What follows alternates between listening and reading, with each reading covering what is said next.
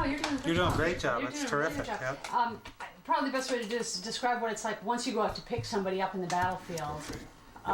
Just tell me when you're ready. Okay, ready. When you go to pick up somebody on the battlefield, what's it like as you go to collect this patient? Well, you know, people seem to think that the Army is organized, and they are. And what's it like to go out and get a patient off the battlefield? Where is he? So you have to know his location. Sometimes, as on Belvedere, you didn't have to consider that because there were so many. But, of course, you killed are right there too. But the medics do not handle the dead. That belongs, that's the quartermaster's job, graves registration. So they go out and pick them up. But when we go out, you get a location for the patient, and when you get there, you load him up onto a litter. By the way, there's 6 men to a litter team, ideally. You load him up and you load all his gear with him, because he doesn't want to give up anything that he could fight with. And he's just been hit, and he's traumatized. Now the people that you pick up are only those that are wounded so badly they can't walk, because if they can walk, they're walking wounded, and that's the way they go off the battlefield. General Hayes was the one that moved all of the collecting company's medics from the aid station up to the front. So that got us, see, aid station's about 1,800 feet behind the actual battle line. That's pretty close. But it's like heaven when you're over there. Because the Germans, or the enemy, I should say, they're concentrating on the fighting man. So now we've got him on a litter, and you carry him back, and 6 men are ideal, because it's a real tough, physically tough job. And you would think that you would want to have everybody in step, and that would be the right way to carry a litter, but it isn't. You have to be very much out of step to give the patient a smooth ride. And when you're on a hill or a mountain, you've got to tie the patient down so he doesn't fall off the litter. There are little things that you have to learn. This is what we learned prior to going to Italy. But I didn't learn the medical end of it. I didn't learn how to treat the patient medically. But I did know how to evacuate him, which is what you want to get him off the battlefield as fast as you can. Today they do it with helicopters. We didn't have a helicopter, so. What was the most difficult conditions that you faced on a battlefield to do your job? Oh, the most difficult time in the battlefield is when you have to get up and go for somebody and you know you're going to get shot at. And that happened many, many times. You know,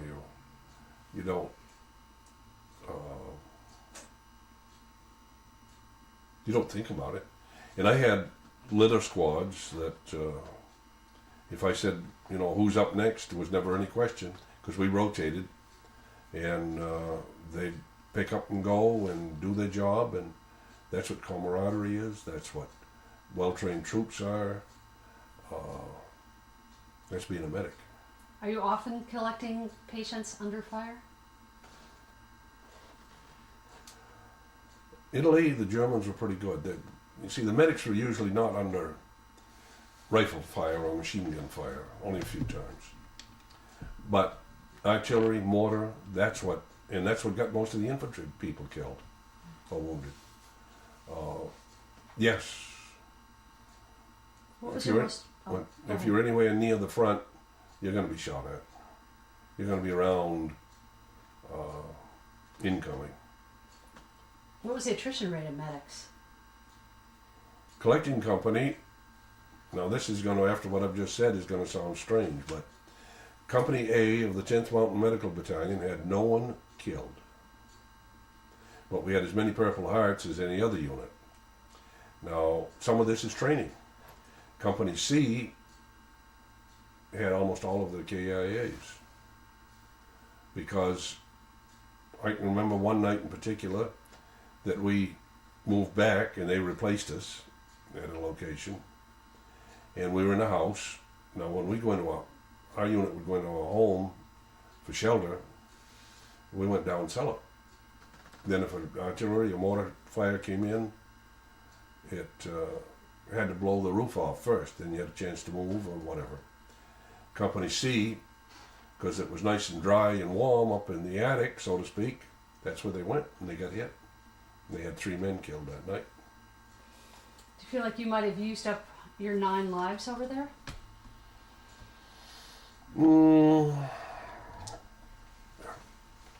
Are the people in the combat situation, are they thinking about being predestined? No. Because you realize that you have to do certain things. You don't overexpose yourself to the enemy fire. There has to be an element, some people call it luck, of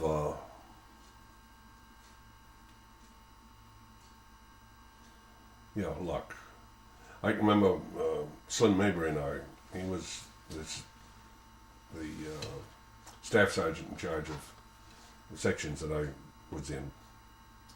And he and I were standing in a room to see if we could use that as a holding area for some paint, because we were getting a lot of wounded in. And a mortar went off right outside the window. Now the window was up, this was at, isn't that awful? I can't remember. But the mortar went up because it was high.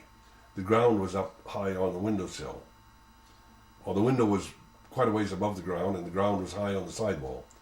And a shell fragment came through that window, passed between Slim Mabry and I, and hit a fellow by the name of Nate Harris in the hips and broke his hip. If it had hit either one of us, we'd have been belly wounded. That would have been a bad one. What was your most memorable thing that ever happened to you? Pardon me.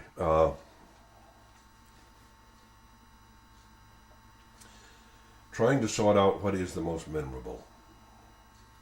I mean, I got to...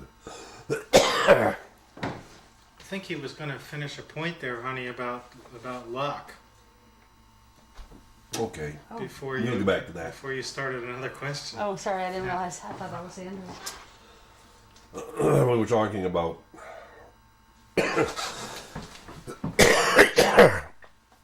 what's lucky and what isn't.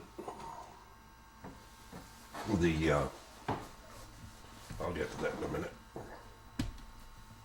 What's up? Or did you Yeah, want luck. to go with most memorable? That's where we're at one of the 2 points. All right, we'll start with luck. Okay. You have no way of knowing where you absolutely should be in order not to get hit. So I guess we would say that you're lucky if you don't get hit.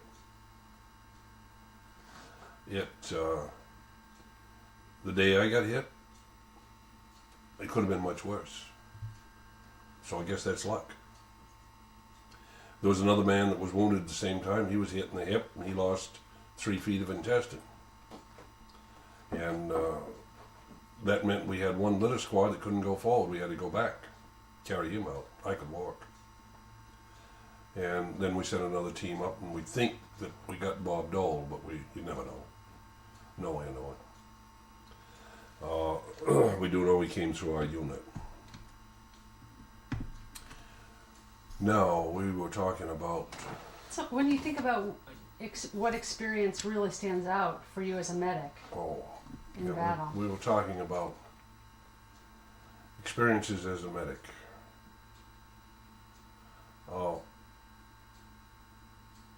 They all kind of jumble together. Because your days Well, I can tell you one morning I was sitting outside at in an Italian bathroom, you know, the kind that's like our old John, what do we call them? Outhouse? The outhouse, yeah. And I was sitting on one that didn't have any walls or roof on it. It was right up behind the church. And about that time, I heard the bells in the church ring, and the doors open up, and the whole congregation come out. And everybody came by, and the men tipped their hats, and we said, good morning. Now, that's not a wartime experience, but you wouldn't have it unless you were in a war. And somewhere along our company line, we have a picture of that. It's in our history. Everything at wartime is so unlike your civilian life or what you want that it's hard for me to pick out. You know, I could say, yeah, that was, and then 10 minutes later think, oh, maybe this was. But it all fits together into one big experience. Which battle really stands out as a particularly fierce one for you? April 14th was the one where I had that's where I got hit. So that's got to stick out in your mind. And I didn't dare take my boot off for fear I couldn't get it back on again, where I'd been hit in the foot. What were the events that led up to being hit? We were called to go pick up a patient that had been laying all day when we just gotten word of it. Think what the media could do with that today. Why didn't you get out there? Well, the battlefield is utter confusion. And you try to keep it as orderly as possible, but it's tough. Yeah, we started out, it was almost dark. Had to climb a hill, mountain. Castel. It was across the valley from the actual village. And that's when we got mortared real seriously. But you remember, you know, I still have certain sounds that I don't like. Anything that sounds like a shell coming in. Now, a rifle fire doesn't bother me. I'll jump, but because I wasn't under it that much. But anything that sounds like a shell coming in gets my attention still. And I was out in Colorado and had ridden up Homestake Creek Road. This was a few years ago. And of course your mind is back on military things and you're sort of muddling along, and all of a sudden I heard what turned out to be a jet aircraft, but I didn't hear it from very far away because the mountains shielded it, but it came up over a ridge, and I heard that, and I had to stop the car and slow down, and it took me quite a while to get over that. And I noticed the other fellows, yeah, we're all the same. I say all the same, but Before you were hit, did you hear? Can you describe a little bit what happened before you were hit, and then what happened to you after? well, we were headed up the hill on the day that I was hit, and we were just going through where it had been our main line of resistance. That's where the battle started. And there were some foxholes around, some covered ones. It was good area. And you don't hear a mortar coming. They're silent. You will hear a whoosh in the air and then a wham. You don't have time to duck. So we got that, but they'd missed us. And so you direct your troops, if they haven't already done it, to get into a foxhole or a CP where you've got some cover over it. Because when you're in the woods, if they get a shell burst in the trees, that's mean. all of the men got into the CP that we were close to, except there wasn't room for me. So my feet were sticking out. And that's why that I got hit in the foot. And the man that got hit where he lost intestine, he had gone to a separate spot that he picked out. And how, I don't know, he evidently didn't get a good hold or whatever, because you wonder why he was hitting a foxhole in the hip that would go up into his intestine. He was a man that was not the best leader. Well, once you were hit, did you walk off then? Oh yeah, I could walk off from, it hurt, but I didn't take my boot off. I looked at it in the hole and said, well, I'll leave my shoe on and I'll walk. And, because the rest of them, they had to carry out the fellow that was hit in the hip. So that was down to 4 men. Now we had good road, because we'd gone up an old dirt road. I've been back to that road, been back to that spot. And it's still there, almost in the same condition. When you think about what was the most devastating days of battle for the division as a medic, can you recall what it was like to be a medic during those days of devastation? Yes, I can think of when we had the highest casualties, what it was like. Well, you see, I've been recalled in the reserves and ended up in Korea for a year.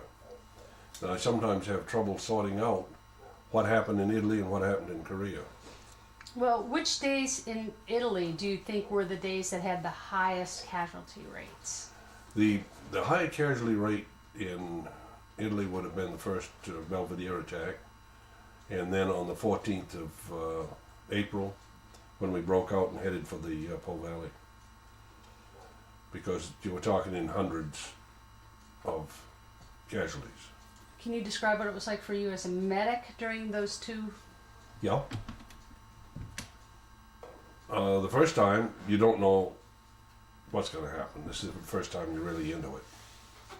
So I can remember going up and somebody said, oh, there's a wounded over the hill. Okay, we'll go get him. About the time we started over the hill, mortar fire came in and we retreated, and then found out there was nobody over the hill. This happens. People in combat, they can get pretty shook. I'll give you for instance, and this is when I got lost and ended up between the lines, because we had a man come into our aid station and he was walking wounded and he had what we call battle rattle. He was pretty shook. And he said, oh, we've got a patient, there's somebody out there, like my buddy, I couldn't get to him and this and that. So he described where he was. So he's looking at me. And he said, when you get up to the trail, you turn right, and then you go left, and then you do this and that. Well, now he's looking at me, and his right is my left. I learned on that time how to make sure that doesn't happen again, because we ended up between the lines. The whole litter squad. What was that like? When it was over, we didn't know at the time that we were out there, but when we climbed back up over the hill, I decided we'd gone far enough. I said, we've got to backtrack and make sure where this fellow is. And we backed up, found the infantry they hadn't even dug in, they were just laying there on the reverse slope from the Germans. And we told them who we were looking for, or what we were looking for, and they said, oh, well, he was evacuated an hour or so ago. That happens. Did you ever think that you might not survive, especially during the heaviest action? Oh, when you think about surviving.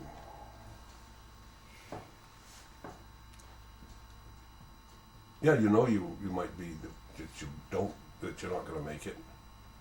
But you always figure it's going to be the other man that doesn't make it, but you will. One of the first casualties in the division was a man that I'd gone through 12 years of school with and stood up as his best man. And had everything to come home to. He had a year of Bowden behind him, money in the family, a wife that was pregnant, and he was one of the first casualties. How do you figure you don't? I graduated from high school in 1942. 25% of the boys that graduated were killed in the war. And that's about normal for that year. That was a bad year to get out of school. So, Did you ever think, can you recall ever thinking I won't survive? can I ever think of I wouldn't survive? Nope. Did you wonder, having a brother in the 10th, if you would both survive? I had a brother in the 10th, but he also had a bum knee, so he didn't go overseas with us. But we think, and my brother and I discussed this, what was it like for our parents to have two boys in an infantry division? And this is after he had a boy and a girl of his own. And it would be pretty tough. But my brother stayed in Boston with the quartermaster, so that took some of the pressure off. When you were out on the battle lines, did you ever have a sense that you were facing units, German units with SS troops in them? Oh, when we were out there, and you wonder what's in front of you, and are they SS or what are they? We didn't know enough of what was out there. The communication wasn't enough to keep us informed. But right after the war, this Slim Mabry, Sergeant Mabry, and I took a Jeep ride up north of Lake Garda and then over to go to a certain valley in there. It's beautiful. And the glaciers are up above, and I think we counted a dozen waterfalls. And those change from morning till night because of the sunshine. And we were told by the Italian people, don't go there. SS are up there. We went. There were no SS, but it could give your stomach muscles a little agitation. I don't know why we decided to go, because the war was over. We'd lived through the war. And it was only 2-3 days since the war was over. But our prisoners, I'm sure we captured SS, but then they were, oh, I was forced into it. Anything except the truth. Do you recall working at a collecting station near Bomparto? Oh, yes, yes. Can you describe it? The aid station at Bomporto. We were on Route 9 in the Po Valley, which is one of the main routes not too far from Modena. And we had one shell come in and it hit a 2.5-ton truck. And out of that, we had 50 patients. Nobody killed, but we had some seriously wounded. So that meant that our collecting company had to treat those patients and get them evacuated before we could move to go up. And that was right on the front line. That was at the line of departure. And it was a Tiger Tank 88 that did that. So we got kind of separated from the troops. So the captain said, well, we'll go up there and set up a collecting company and we'll be in good shape. So off he went, reconned it, got into Bomporto. He found a winery, which was nice, and good area, plenty of room, and we set up. And we waited, and we waited, and we waited. Nothing happened. Then one of the boys who'd been out to the latrine came running in, holding his pants up. He was in a hurry. And he said, there's troops out there coming through the grass. Well, it turned out, when I went out, that it was American troops. We'd been sitting a couple of miles in front of the line. So after that, we didn't have many casualties up at Bomporto. Except our hangover was the next day. I didn't drink while I was during the war because I wanted to come home. And I figured if I'm drunk, I'm not going to be capable, or even anything. So, but a lot of the boys, because we had wine, champagne, we had cheese that was in the big wheels. We took the bottles of wine and cheese head, went out to the road, and with an axe cut up the cheese and gave it to the troops that were going by. In particularly, there were a lot of the armored tanks and stuff were moving at that point. So that was a good collecting company. And at midnight we moved out. Do you recall giving wine to any patients at all that were waiting to move out back to a field hospital? Did it to one of my buddies, Snackenberg from Denver, and then he got sick. It was just about the time we were hitting the Po Valley. And we were in a church, and the priest came out with wine, and he wanted some, and we gave it to him, and we shouldn't have, because he had sulfur drugs. Do you recall treating Jim Barr? I can't remember actual treatment, no. But he came through our station. Yeah. Yeah, that's right, Jim Barr. Yeah, I've had a lot of people come through. Peter Wick came through one time. Ben Yet, we kid him because he was hit in the butt. And in fact, he was wounded the same time that Peter Wick was. Peter was hit in the hand, and he was our accordion player. And we also got him a new accordion while we were in Italy, because he lost his somewhere along the way. He had gone to Kiska earlier, and I think that's when he lost the accordion. Did you go to Kiska? I didn't go to Kiska. No, I missed it by about a week. Had I gone in the Army a week sooner, I'd have gone. What was the reaction of the Italians to the 10th when you were there? Well, the reaction of the Italian people to the 10th Mountain Division, I feel that it was very positive, and of course they were all happy to see us. And I can remember when we crossed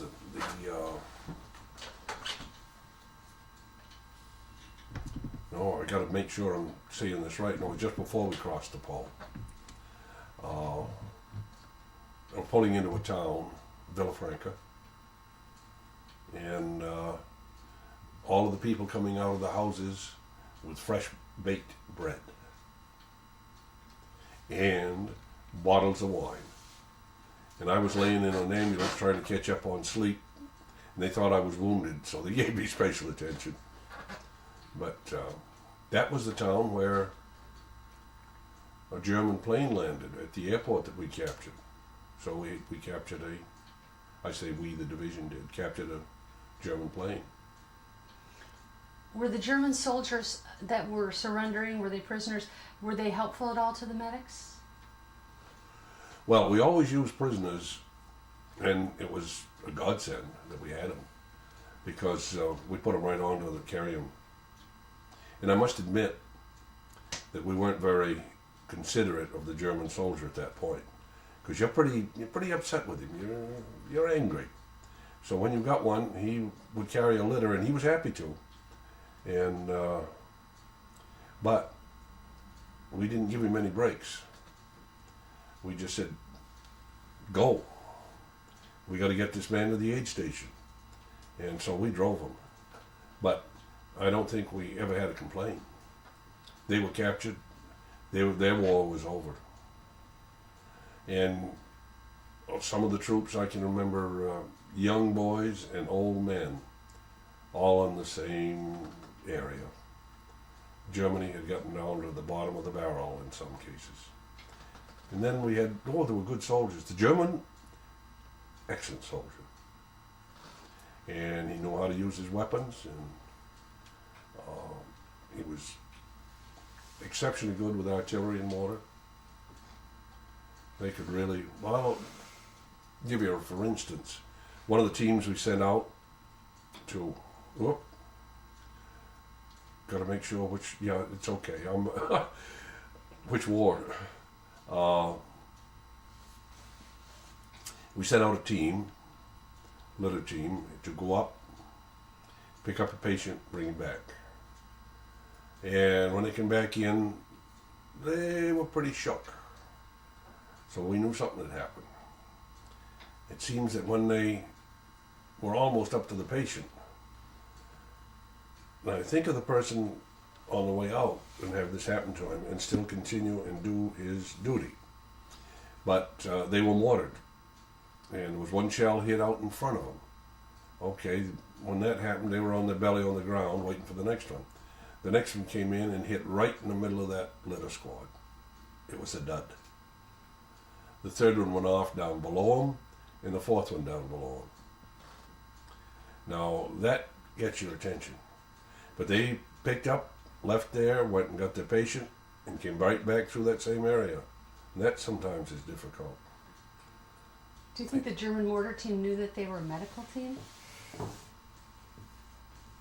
Probably. We were under observation, yeah. They could see our red crosses. And they would intentionally mortar you? Yeah, both sides did. You know, we're not proud of that fact, but when you get shot at, or you see your buddy wounded, a lot of things, you can have a change of mind. It's in an instant. It's not something that's premeditated. Yeah, you might take a shot at a medic and say, there. Well, a German sniper. This was going up before we got to the pole. And he picked off a soldier and wounded him rather than kill. They'd rather wound us than to kill us because then it took more men. So the medic went out and killed him.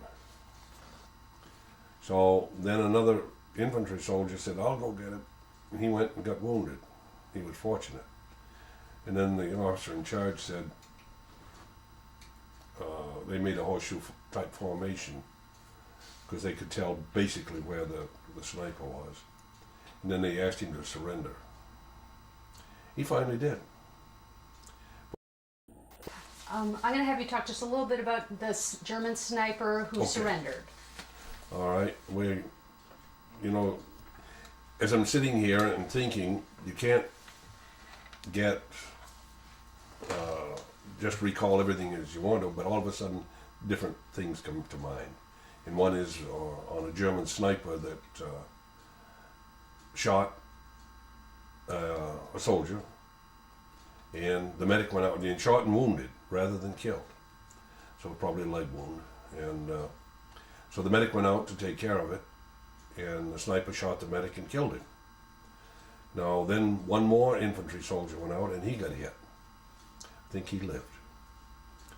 So then the officer in charge dispersed his troops in a horseshoe formation with the open end towards where the fire was coming from, and then told the sniper to surrender. Well, the sniper was out of ammunition, so he had no choice. So he walked out and got into the middle of the field, and everybody shot him. You know, these are moments of battle. If you'd had time to sit down and think about it, would you have done it? You might not have. You might have. But for a reporter or a media to go and say this is how it is, and if they haven't been shot at or if they haven't really lived it, they can't describe it. So things happen on both sides. Can you describe that collecting station in the wine factory for me? Okay. Well, I happen to be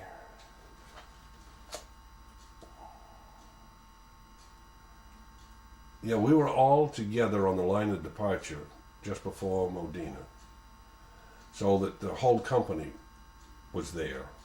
Now, this didn't very often happen because ordinarily we were out with the infantry pretty close. So we all loaded up in trucks after we had taken care of the patients that needed it.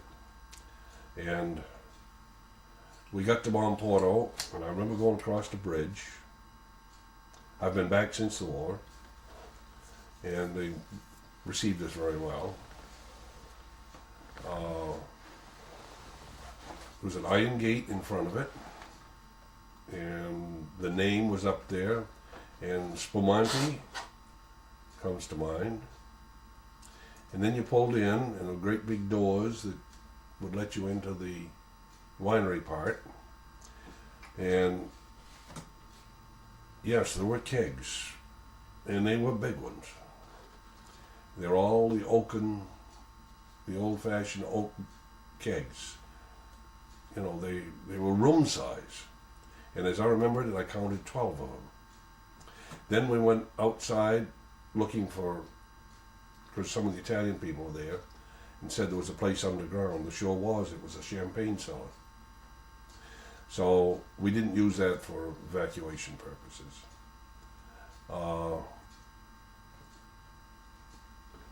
Now, how the wine was distributed, all I know is from my own men that they all had plenty, and it came out in pitches.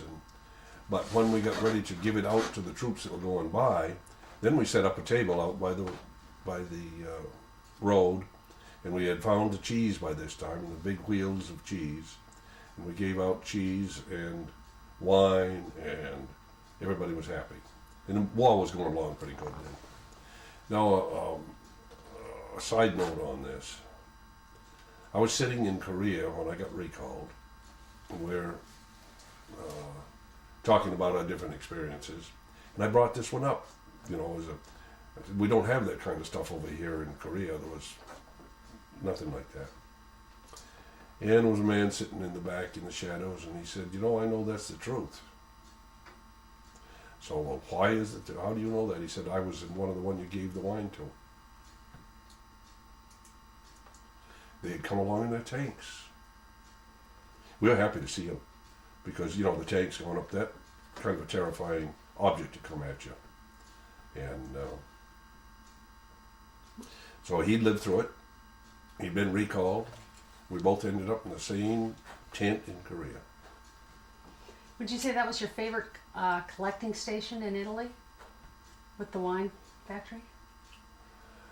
I wouldn't think that was my favorite. The one I remember the most was the one at Castel. We were there 3 weeks, and a lot of things happened there. I came as close to being killed as there as anywhere. And I remember the night I got hit, I didn't want to leave the building when I got back to it and go out to the foxhole I dug. I didn't dig many foxholes as a medic because you never know where you're going to be. So you were always welcome in a foxhole. People would make room for you. So that was one I happened to have dug. And I'd used an old bed spring to cover the top over it, and then cover that with dirt so any shell splinters shrapnel wouldn't get down in there. And when I went back to Italy in '88, I found the spot, talked to some people that had been there, some of the Italians. 3 weeks at Castelliano. Oops, there it goes. What was that? That was At Castelliano, the troops, we were consolidating the front line and getting ready to make the push, which came in April. So I think we stayed right in that one spot about 3 weeks. It's a long time. What Yeah. other sort of things did you see while you were at Castelliano? Oh, I saw my buddy come back from being on the forward slope. He was a radio operator. Lloyd Town, and he had another fellow with him, I can't remember his name. They were both up there as a relay because radios were line of sight, and if you got down below the crest of the hill, you couldn't get reception. So he was sitting up there with his antenna up in the air, and the Germans just shelled him because they could tell it was radio, and they didn't know whether it was medic or what it was. So he came back, and he was pretty glassy-eyed, and that didn't help him. In fact, he came back in a padded cell. What sort of other things happened to you at Castelliano during those Oh. weeks? Well, that was where I was wounded. That's where I was the first vehicle through Castelliano taking medics through. We put 14 people on a Jeep, but and then we drove down through the town.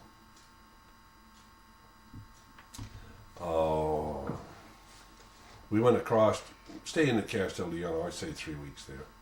I actually didn't stay at that one spot because I was over with the infantry more. And that was across the valley. I've forgotten the name of the little village. But, oh yeah, I can remember when we had hot coffee for the first time in about 2 weeks. I went down, got my cup full, and coming back, I was going to pause at a corner in the road, and I decided not to. And I continued on up to where the aid station was set up. And just almost by the time I got to that, you could hear a shell coming. So coffee, me, the whole works into the building. No mess. Shell hit right on the corner of that building where I'd been standing. You know, you ask about luck, and I'm sure that any man in the division could tell many stories of that sort of thing.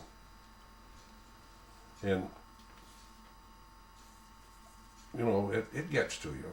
You realize that there's somebody bigger than you are that's looking after you. And